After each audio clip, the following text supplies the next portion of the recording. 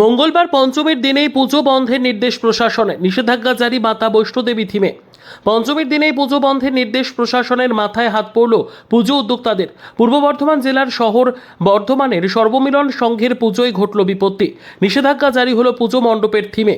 জানা গিয়েছে, সর্বমিলন সংঘের পুজোর থিম ছিল মাতা বৈষ্ণোদেবী। থিমকে বাস্তব রূপ দিতে তৈরি হয়েছিল 22 ফুটের পাহাড়, আর তাতেই জারি হলো প্রশাসনিক নিষেধাজ্ঞা। জানা গিয়েছে, দীর্ঘ 3 মাস যাবৎ দিনরাত এক করে তৈরি হয়েছিল সর্বমিলন সংঘের পুজোর থিম মাতা বৈষ্ণব দেবী। হঠাৎই উদ্যোক্তারা খবর পায় তাদের পুজো মণ্ডপ যাবে না। পুজো মণ্ডপ ঘিরে জারি হয় পিডব্লিউডি সহ প্রশাসনিক নিষেধাজ্ঞা। সর্বমিলন সংঘ পুজো কমিটির সম্পাদক বিশ্বজিৎ মণ্ডল তিনি জানান, বাঙালির একটা বড় আবেগ দুর্গাপুজো।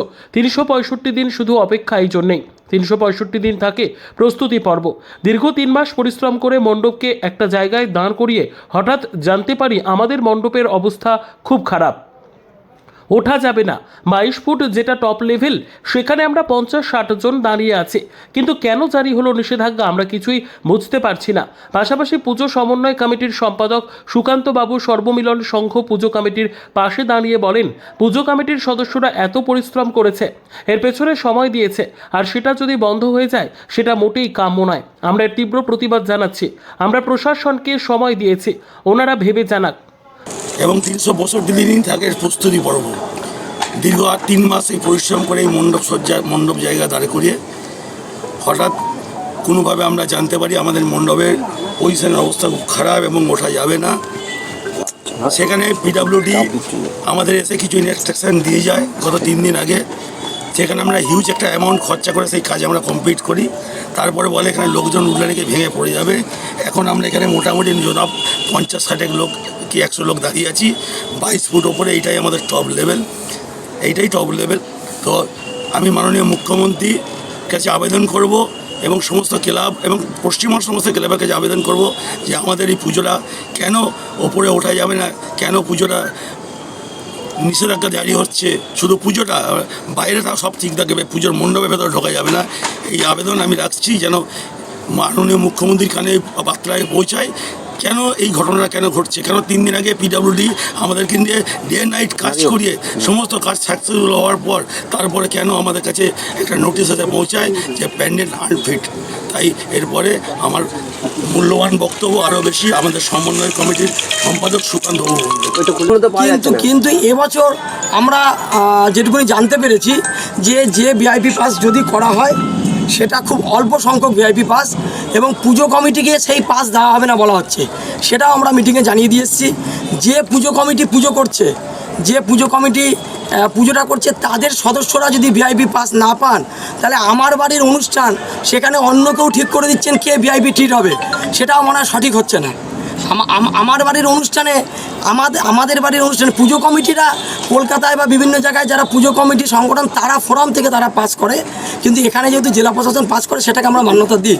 কিন্তু পুজো কমিটি যদি আজকের ডেটে যদি পুজো কমিটির সদস্যরা যদি তারা যদি লাইনে দাঁড়িয়ে তাদের ঠাকুর দেখতে হয়, তাহলে সেই ব্যাপারেও কিন্তু আমরা এসডিও সাহেবকে বলে এসেছি যে এই ব্যাপারেও আপনি একটু চিন্তাভাবনা করুন।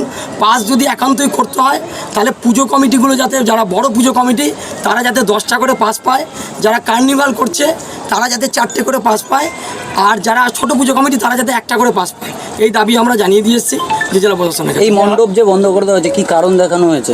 যেটা ওনারা যেটা বলছেন যে এই মণ্ডপের যেহেতু উচ্চতা রয়েছে সেই হিসাবে ওনারা এটাকে বারণ করছে। কিন্তু আপনি পুজো কমিটির সম্পাদকের কাছে শুনলেন, পিডব্লিউডি তাদের সঙ্গে গত 3-4 দিন ধরে তারা বিভিন্ন সময় এসছেন, তাদের যা যা ইনস্ট্রাকশন দিয়েছেন তারা তাদের মতো সেই ইনস্ট্রাকশন পালন করেছে। এবং আপনারাও আজকে প্রায় 100-র মতন লোক আমরা এখানে উপস্থিত আছি। আমরা কিন্তু মণ্ডপের উপরেই আমরা এর জন্য করলাম যে আপনারা উঠলেন, কোনো জায়গায় আপনাদেরও মনে হয়েছে কিনা জানি না যে প্যান্ডেলটা ভেঙে পড়ে যাবে বা ভেঙে যাবে। আমরা প্রশাসনকে বলছি আপনি দরকার পড়লে ফোর্স দিন, আপনি এখানে ভিড় কন্ট্রোল করুন। আপনাদের তো এটা কর্তব্য যে পুজোটাকে সুষ্ঠুভাবে যাতে মানুষ দেখতে পারে, সেটা আপনাদের দেখতে হবে। আপনি বললেন পুজো করতে দেবে না, বলেছেন পুজো করতে দেবে না, মঞ্চে উঠতে দেবেন না। পুজো করতে দেবে না বলতে পুজো যেটা সেটা তো আমরা পুজো ওনারা করতে বারণ করছে না, কিন্তু একটা পুজোর তো একটা পার্ট, একটা থিম যখন একটা পুজো কমিটি করছে সে তো চাইবে তার থিমটা মানুষ এসে দেখুক। আপনি বাইরে দিয়ে যদি পুজো দেখে যান, হ্যাঁ, তাহলে উপরে যদি মানুষ না ওঠে তাহলে তো এই পুজোর যে সাফল্য, সেই পুজোর যে চিন্তা ভাবনা সেটা তো মানুষের কাছে পৌঁছাবে না। প্রশাসন কি পরিদর্শন করেছিলেন এই মণ্ডপ? প্রশাসন বিগত কয়েকদিনে কম করে 6 থেকে 7 বার এই মণ্ডপ পরিদর্শন করেছে।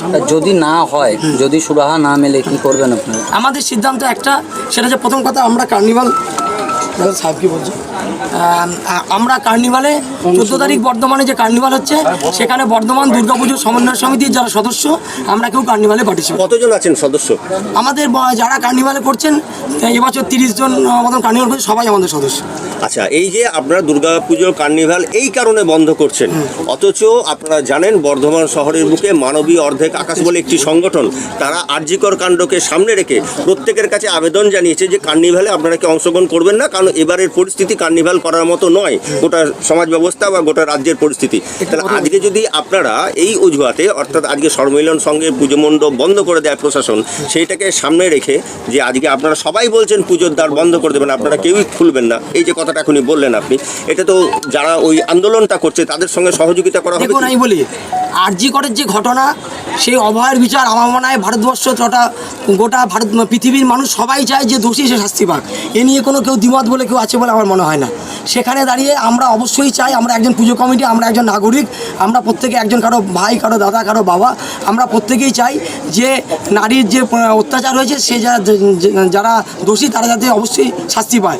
কিন্তু তার সঙ্গে কিন্তু পুজোকে মিলিয়ে ফেললে হবে না, কারণ এই দুর্গা পুজো শুধু পুজো আপনারা যে দেখছেন, পুজোর মধ্যে শুধু আড়ম্বর ব্যাপার নেই। এই পুজোর সঙ্গে লাখ লাখ মানুষের অর্থনৈতিক অবস্থা যুক্ত আছে। পুজোর সঙ্গে ঢাকি থেকে শুরু করে এই কাপড় যারা সেলাই করে, চট, এই যারা পেরেক বানাচ্ছে, টোটাল একটা শিল্প বলুন, মানুষের রোজগারের স্বার্থ জড়িত আছে। যারা শুধু দুর্গা পুজোটাকে বলছে বন্ধ করে দিন, যারা বলছেন কার্নিভাল বন্ধ করে দিন, তাদের সঙ্গে কিন্তু আমাদের কোনো সম্পর্ক নেই।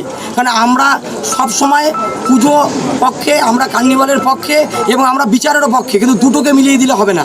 কারণ পুজোর সঙ্গে কিন্তু অনেক মানুষের রুজি রোজগারের ব্যাপার আছে। তাদের যে দাবি, তাদের সঙ্গে আমাদের দাবি টোটালটাই আলাদা।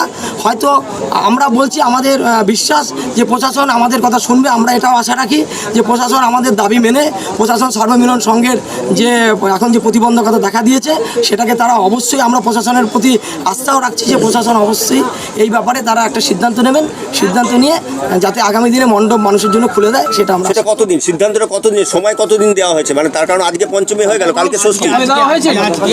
আমরা প্রশাসনকে আজকেই জানাতে বলেছি। আজকে কটার মধ্যে জানাতে বলেছি? আমরা টাইম ডিউরেশন দিইনি, আমরা কোনো টাইম ডিউরেশন প্রশাসনকে দিইনি, কিন্তু আমরা বলেছি আপনাদের সিদ্ধান্ত আমরা আজকে বলি। পূর্ব বর্ধমান থেকে পাপাই সরকারের report, PB news. Annapurna medical hall, chemist and druggist. এখানে সকল প্রকার ওষুধ পাওয়া যায়। নবাবহাট মোড়, পূর্ব বর্ধমান।